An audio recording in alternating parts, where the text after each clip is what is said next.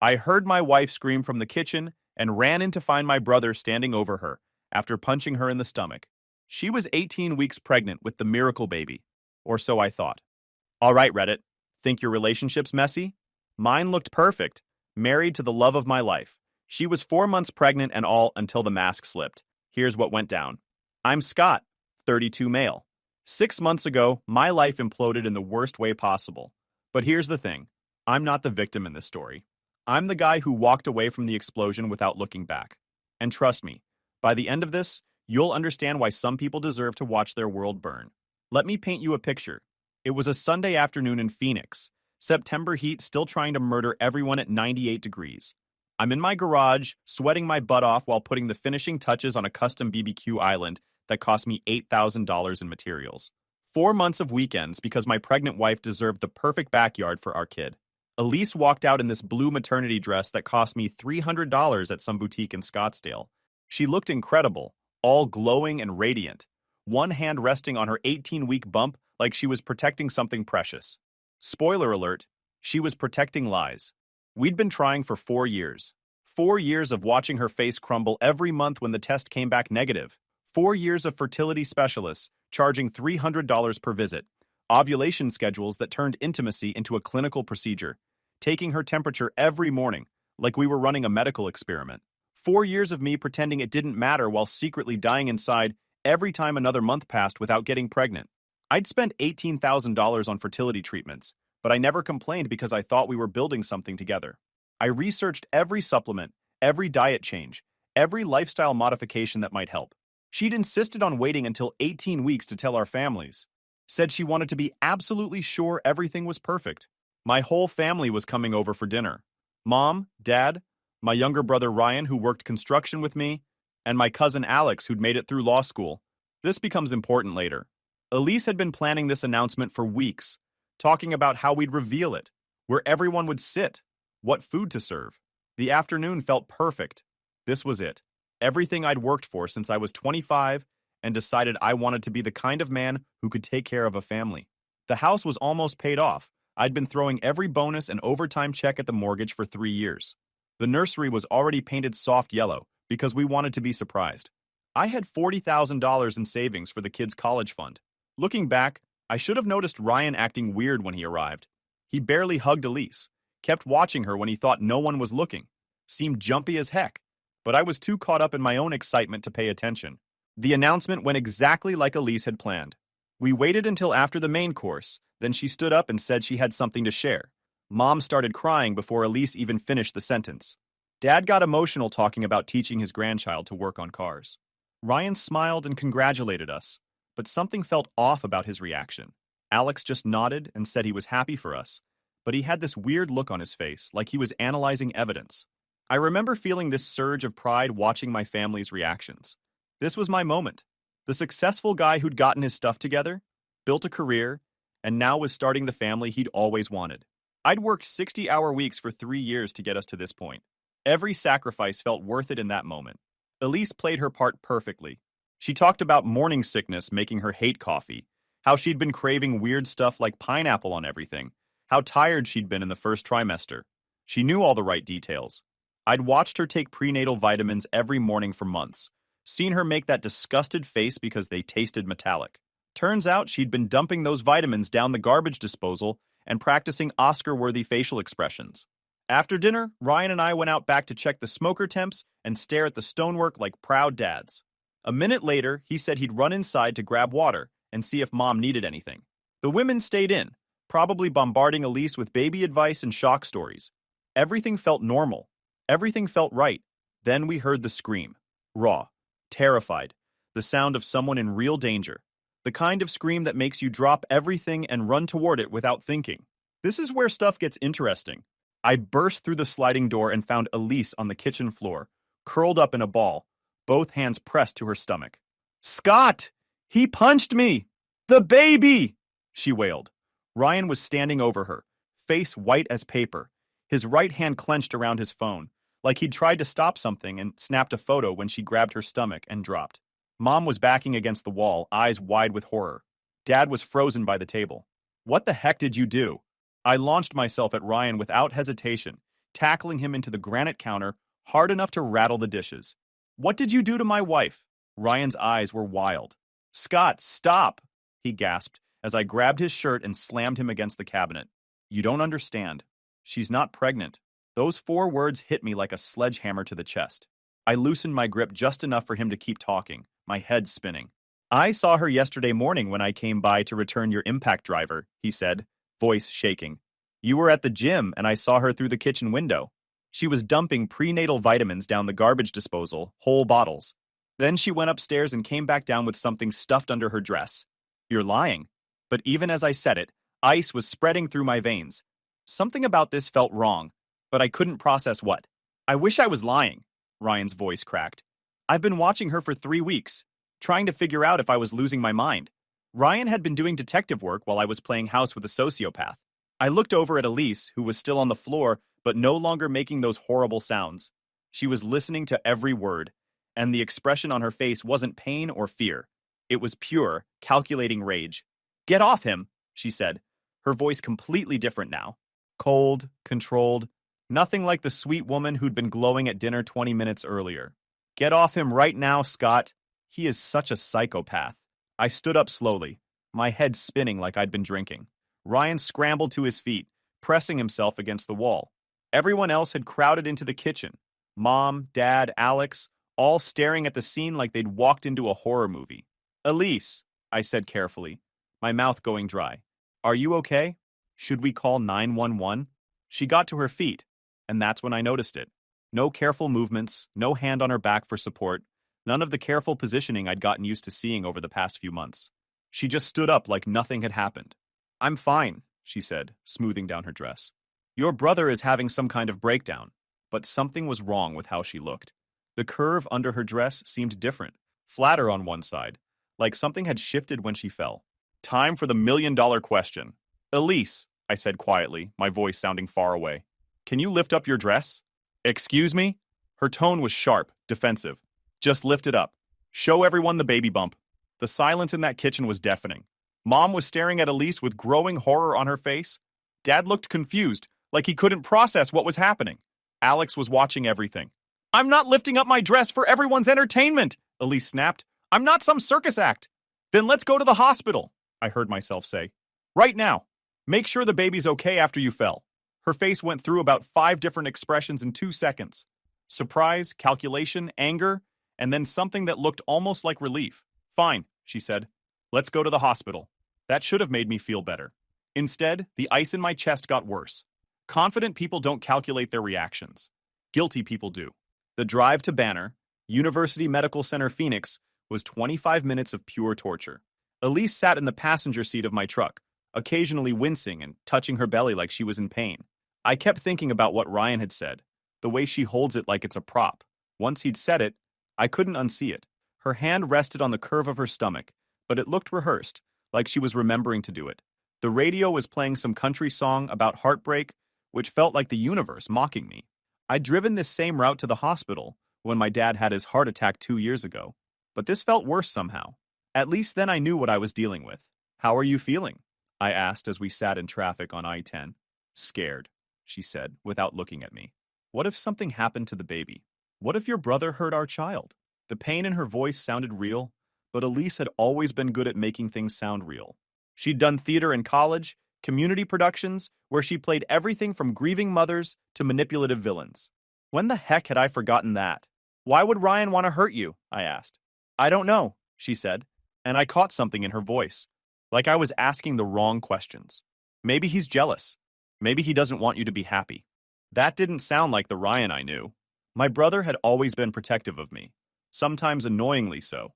When I'd started dating Elise 6 years ago, he'd been the one asking if I was sure about her. Not because he didn't like her, but because he wanted to make sure I wasn't rushing into anything. Funny how the people who love you can see red flags while you're still picking out wedding venues. At the hospital, they took us back fast once Elise mentioned being pregnant and assaulted. The triage nurse looked at me suspiciously when Elise told her story, clearly wondering what kind of family brings a pregnant woman to the ER after a domestic dispute. The doctor who examined Elise was this woman in her 50s, Dr. Patel, according to her badge. She listened to Elise's story with professional sympathy, taking notes, asking follow-up questions about the pregnancy timeline. "You're 18 weeks along?" Dr. Patel asked. "Yes," Elise said. "We just announced it to our families tonight." "And you felt the baby move regularly before this incident?" "Oh, yes." Her face lit up with that practiced glow, especially at night when I'm lying down. "Little kicks and flutters." Dr. Patel nodded, making more notes. "We'll need to run some tests. Blood work, urine sample, and definitely an ultrasound to check on the fetus. Abdominal trauma during pregnancy can cause complications." Elise nodded eagerly. "Of course. Whatever you need to do." That should have reassured me. If she was faking, wouldn't she try to avoid medical tests? Instead, she seemed excited about them, like she was looking forward to proving something. They drew blood first. Elise chatted with the tech about baby names and nursery colors, played up the excited first-time mom role perfectly. She peed in a cup without complaint. Through it all, she kept one hand on her stomach, occasionally shifting like the baby was moving. But when they wheeled in the ultrasound machine, I saw something change in her face. Just for a second, she looked triumphant. That's when I knew Ryan was right. "This might be cold," Dr. Patel warned, squeezing gel onto Elise's belly. She pressed the transducer down, then frowned almost immediately. She adjusted angle, reapplied gel, and pressed again. The monitor stayed empty. No sac, no outline, nothing. "I'm not getting acoustic coupling," she said carefully. "Let me examine your abdomen." When Elise lifted her shirt, the curve looked too perfect under the harsh lights. And then I heard it. A rustle, like plastic and fabric arguing. Earlier, Dr. Patel had asked for last menstrual period and prior labs. Elise gave vague dates and said her clinic handled everything. Yeah. After she left, Elise and I sat in silence. The rustling sound had stopped, but I couldn't stop thinking about it. About how her belly looked under the harsh hospital lighting. About Ryan's panicked voice. "She holds it like it's a prop." "Elise," I said quietly, "is there anything you want to tell me?" She looked at me with perfect, wounded confusion. For just a moment, I doubted everything. Maybe there was a medical explanation. Maybe the ultrasound machine was broken. Maybe Ryan really was having some kind of breakdown. "Tell you about what?" "About the pregnancy." "What about it?" Her voice was getting higher, more defensive. "Scott, you're scaring me. First your brother attacks me. Now you're acting like you don't believe I'm pregnant. What's wrong with everyone today?" Deflection 101. When caught in a lie, make the questioner feel crazy for asking questions. Dr. Patel returned with two other doctors and a clipboard. "Mrs. Torres," Dr. Patel said gently, "I've reviewed all your test results with my colleagues. Your blood work shows no elevation in HCG, which would be present in any viable pregnancy.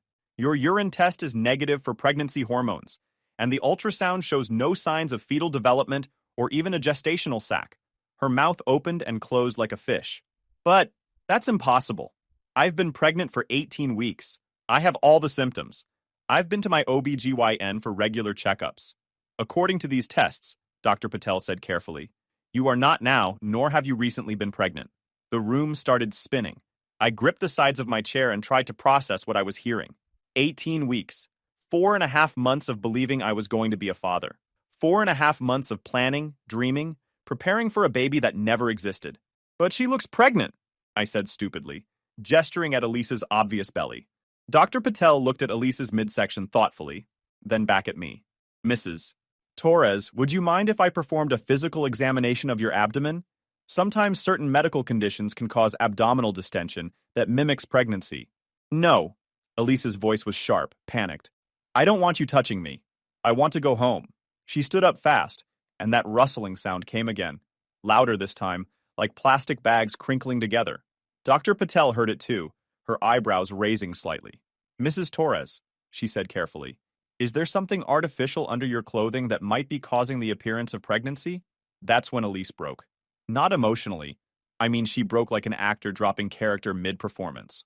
The wounded, confused expression disappeared, replaced by something cold. "You want to know what's under my dress?" she said, her voice flat and emotionless. "Fine. You really want to know?" She reached under her dress and yanked out a flesh-colored prosthetic belly, complete with straps and padding. When she pulled it free, her real stomach was completely flat underneath. Game over. I couldn't breathe. Literally couldn't make my lungs work. I sat there staring at this fake belly in my wife's hands while my entire world collapsed in real time. Every tender moment, every time I'd felt the baby kick, every conversation about our future, all of it built on a lie. The fake belly looked expensive, professional grade.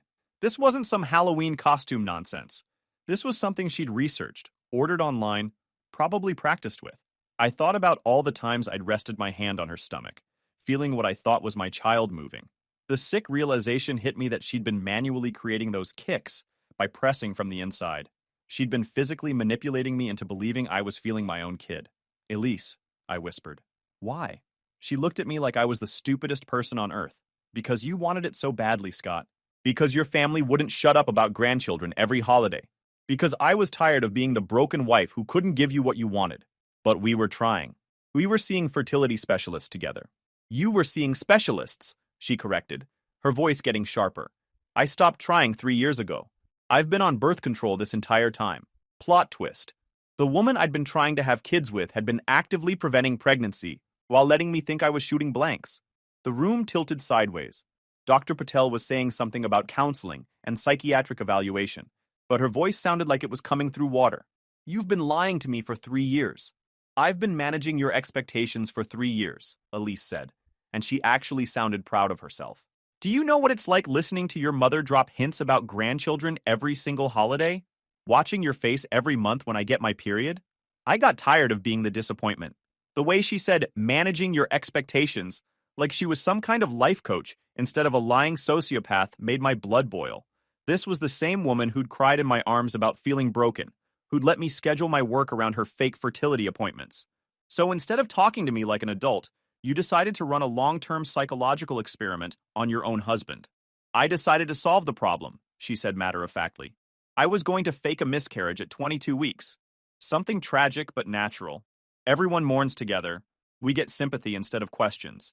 And maybe the pressure stops for a while. I stared at this woman I'd been married to for 6 years and realized I didn't know her at all. The Elise I'd fallen in love with was apparently just another performance. Your brother ruined everything, she continued, getting bitter now, lurking around, spying on me, asking weird questions. I had to be perfect every single day for months. Do you know how exhausting it is to fake morning sickness? To remember to waddle? To pretend prenatal vitamins make you nauseous when you're not even taking them? Ryan was trying to protect me. Ryan was trying to destroy our marriage, she snapped. He's always resented what we have. He's jealous that you chose me over your family. I thought about Ryan's face when he'd confronted Elise. The genuine panic in his voice when he'd tried to tell me the truth. That wasn't resentment or jealousy. That was desperation. How long were you planning to keep this up? Just until 22 weeks, she said, like it was a reasonable business plan. Most people wait that long to announce anyway. I would have had a tragic loss. Everyone would support us through the grief, and we could move on with our lives. Move on, I repeated slowly. You thought lying about carrying my child for 5 months was something we'd just move on from. I did it for us, Scott. For our marriage. To take the pressure off. You did it because you're a dang sociopath, I said. And suddenly I wasn't confused anymore. I was furious. You turned my emotions into data points in your sick experiment. Dr. Patel cleared her throat loudly. I think you should both speak with our crisis counselor before leaving. No, I stood up, my legs shaky but solid. We won't be coming back here together. Ever. Elise's face crumpled again, but now I could see the performance. Scott, please. We can work through this. I love you. I know I made a mistake, but I love you. You love controlling me, I said. There's a difference. I walked out of that hospital room and left her there with the doctors and the fake belly and the wreckage of her elaborate performance. In the parking lot, I sat in my truck for 20 minutes, staring at the steering wheel, trying to process what had just happened. My phone buzzed with a text from Ryan. How did it go? I called him instead of texting back. You were right, I said when he answered. About everything. Geez, Scott, I'm so sorry. Don't be sorry. Be ready to help me figure out what the heck to do next. Time to stop being the victim and start being the prosecutor. I drove home alone while Elise stayed for a strongly recommended psych consult she agreed to after her episode. The prenatal vitamins were still on the kitchen counter, where she'd left them that morning. I picked up the bottle and shook it. Completely empty. How many months had she been dumping them down the disposal while I watched her take them every morning? Upstairs in our bedroom, I started looking around with new eyes. In the walk-in closet, pushed way back behind Elise's winter clothes, I found 4 more fake pregnancy bellies in different sizes. The smallest would barely show under loose clothing. The largest looked ready to pop. She'd had a whole dang wardrobe of fake pregnancies. She'd been planning this for months, maybe longer. In her dresser, under her jewelry box, I found a manila folder full of pregnancy website printouts.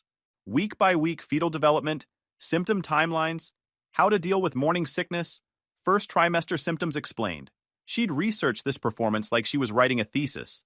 But the thing that absolutely destroyed me was the composition notebook hidden in her nightstand drawer. Pages and pages of her handwriting, documenting every detail of her fake pregnancy like a director's notes. Week 8, complained about coffee smell making me nauseous. Scott immediately switched to tea and started making it in the garage so I wouldn't smell it. Need to remember to look sick when he mentions coffee. Week 12, told him they couldn't print the image, and I forgot to ask for the Doppler recording. He still lit up like Christmas. Week 18, felt first flutters during dinner at his parents' house. Made Scott put his hand on belly. Perfect reaction. Every tender moment, every excited smile, every time I'd lovingly touched her fake belly, all documented like data points in her sick experiment. I was sitting on our bed reading about my own emotional manipulation when my phone rang. Alex. Ryan called me, he said without preamble. I'm coming over. Don't touch anything else until I get there. 30 minutes later, Alex walked in, looking like he was ready for war. He'd brought his laptop, a legal pad, and his phone with the voice recorder app already open. Tell me everything from the beginning, he said. Every detail you can remember. I laid it all out. Alex took notes, asked follow-up questions, and kept his poker face on the whole time. Scott, he said finally, this goes way beyond lying about a pregnancy. What she's done is systematic fraud on multiple levels. What do you mean? Think about it. How much money have you spent on this fake pregnancy in the past 4 months? Doctor visits, prenatal vitamins, maternity clothes, baby furniture? Have you started buying life insurance for the baby? What about your health insurance? Has she been filing claims for prenatal care? My stomach dropped as I started adding it up. Geez, she's had at least 8 doctor appointments. Ultrasounds, blood work, genetic testing. And yeah, I increased my life insurance policy and updated our health plan for pregnancy coverage. Insurance fraud. That's a felony. Alex was writing furiously now. What about work? Does she get maternity leave benefits? She already filed the paperwork with HR. 12 weeks paid leave starting in 6 weeks, plus a $3,000 advance for baby expenses. More fraud. Employment fraud this time. What about the baby shower? People buying gifts? I hadn't even thought about that. Elise's sister Amanda had been planning this huge baby shower for next weekend. My coworkers had pitched in for a $500 car seat. My parents had already bought an $800 convertible crib and matching dresser. This isn't just marriage problems, Alex said, leaning back in his chair. She's been running a long-term con that's defrauded multiple institutions and probably cost you over $10,000. We're not talking about a crazy wife. We're talking about a criminal. So what do? Alex smiled. We document everything, and then we make her pay for every dang penny. The next 3 hours were a masterclass in evidence collection. Alex photographed everything. The fake pregnancy bellies, the research folder, every page of Elise's notebook. When Alex pulled the insurance EOBS, it got worse. She'd managed to get billed as prenatal visits, but there were no matching lab or ultrasound codes. Telehealth check-ins, no blood work, no scans. We went through our bank statements and credit card bills, documenting every pregnancy-related expense. Alex called his investigator friend and had him start pulling Elise's insurance claims. I felt like I was processing a crime scene, which I guess I was. Every piece of evidence we found made me angrier. This wasn't just about a lying wife anymore. This was about systematically documenting how someone had defrauded me, my family, and multiple institutions. Alex kept muttering things like, "This is unbelievable," and "she's completely screwed," as we built the case. The scariest part was how thorough she'd been. She'd created an entire alternate reality with backup plans and contingencies. By the time Elise got home from the hospital, we had built a case that could have sent her to prison. Elise walked into the house at 11 p.m., looking like she'd been through a blender. Her makeup was gone. Her hair was a mess, and she had that hollow look people get when their world collapses. Alex had left an hour earlier after telling me to document everything. I set a discreet camera and audio recorder. Arizona's one-party consent meant our talk was fair game. I'd spent the evening going through more of her stuff, finding additional evidence of her deception. Credit card receipts for the fake pregnancy bellies, browser history showing months of research into pregnancy symptoms, even a dang Pinterest board called Baby Announcements with elaborate reveal ideas she'd never used. The house felt different now that I knew the truth. Every corner held a memory of her performance. I was living in a museum of manipulation. Scott, she said, her voice small and broken. We need to talk. No, I said from the kitchen table where I'd been sitting with her notebook open in front of me. You need to listen.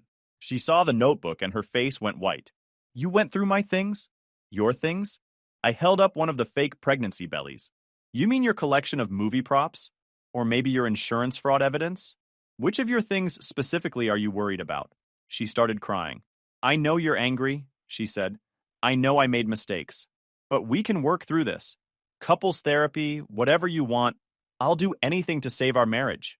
Our marriage? I laughed. But there was no humor in it. What marriage? The one where you've been lying to me for 3 years? The one where you documented my emotional responses like I was a lab rat? Which marriage exactly are we saving? I was scared, she said, moving closer. I was scared of losing you. I knew how much you wanted kids. And when I couldn't give that to you, I panicked. You could have given it to me. You chose not to. You've been on birth control for 3 years while I thought we were trying.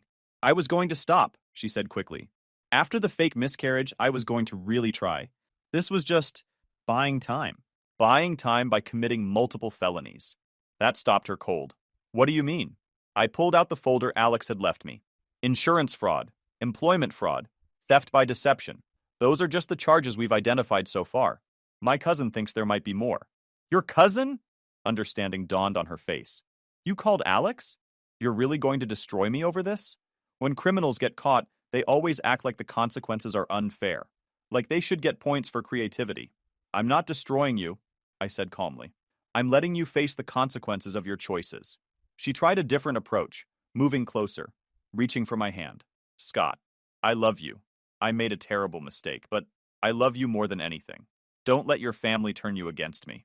I pulled my hand away. My family didn't turn me against you.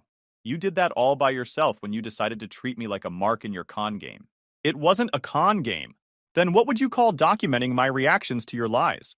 What would you call researching pregnancy symptoms online so you could fake them better? She didn't have an answer for that. Here's what's going to happen, I said, standing up.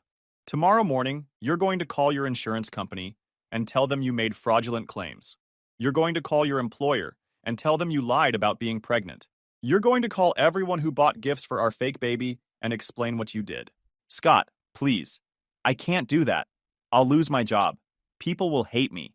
People should hate you. You stole from them. What about us? She asked desperately. What about our marriage?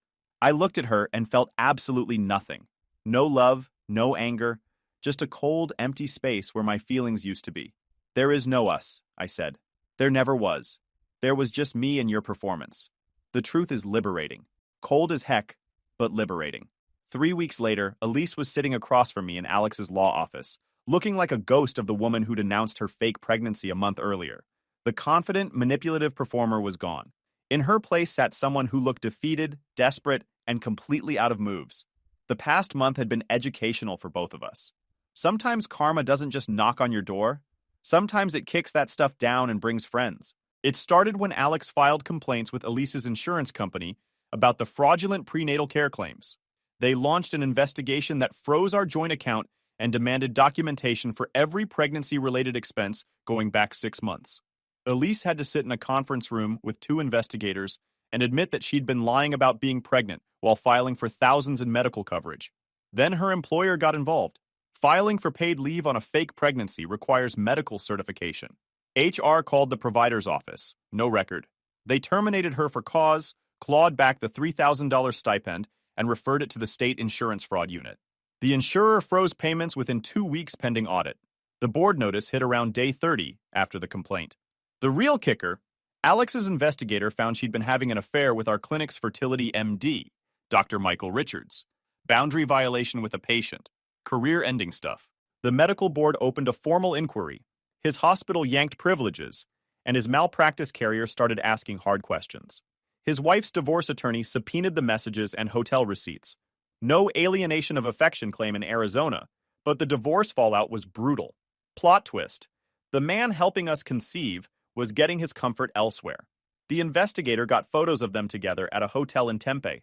Photos of Elise crying on his shoulder about her pregnancy complications. Photos of Dr. Richards comforting her with significantly more than professional concern. Elise had been using her fake pregnancy to manipulate sympathy from a married man who was supposed to be helping us start a family. Scott, Elise said, her voice barely above a whisper, I need your help. I leaned back in my chair and studied her. She looked like what she was, a con artist whose luck had finally run out. Help with what? Everything's falling apart. The insurance company wants me to pay back $12,000 in fraudulent claims. My job fired me, and they want their money back. Dr. Richards' wife is suing me for more money than I'll ever have. I can't afford a lawyer. I can't afford rent. I can't afford anything. Sounds like a you problem. Amazing how people who destroy others suddenly need compassion when their own world burns. Scott, please. Real tears this time. I know I messed up beyond repair. I know you'll never forgive me, but I can't handle this alone. I need money for a lawyer. I need help dealing with all these lawsuits. You need to face the consequences of your choices, I said. Like an adult. Alex slid a folder across the table. These are the divorce papers. We stipulated the obvious. House stays with me. I bought it before the marriage and later refinanced in my name. She waives any equity claim. In exchange, I kept my complaints limited to the insurance case and didn't chase every dime beyond documented fraud. Her face crumpled. Scott, I'm going to lose everything. I'll be bankrupt. I'll have to move back in with my parents. You should have thought about that before you decided to treat our marriage like a long-term grift. I did it because I loved you. No, I said, standing up and looking down at her. You did it because you're broken in ways that can't be fixed. And I'm done playing your sick game. You're someone else's problem now. I started toward the door, then turned back for one last thing. Oh, and Elise? Your sister Amanda wanted me to tell you that she's canceling the baby shower and returning all the gifts. Turns out people don't like being scammed into buying presents for imaginary babies. Wild concept, right? Elise's court-appointed criminal attorney handled the insurance fraud charge. On the civil side, repayment agreements, and a whole lot of signatures. I walked out of that office and didn't look back. 6 months later, I'm sitting in my house now, free and clear, working on the last details of the outdoor kitchen I never got to finish. The limestone countertops look incredible. The built-in smoker works perfectly. The whole setup cost me $8,000 in materials, but it's worth twice that now. After the split, I threw every overtime check and the now useless baby budget at the note and knocked out the last of the mortgage. House is mine, free and clear. I've got a cold drink in my hand, jazz playing on the outdoor speakers I installed last month, and a ribeye steak smoking at exactly 225 degrees. This is what peace feels like. Not having to wonder if someone's lying to you, not having to question every emotion or reaction, not walking on eggshells in your own home. Elise moved back to her parents' place in Tucson after declaring bankruptcy.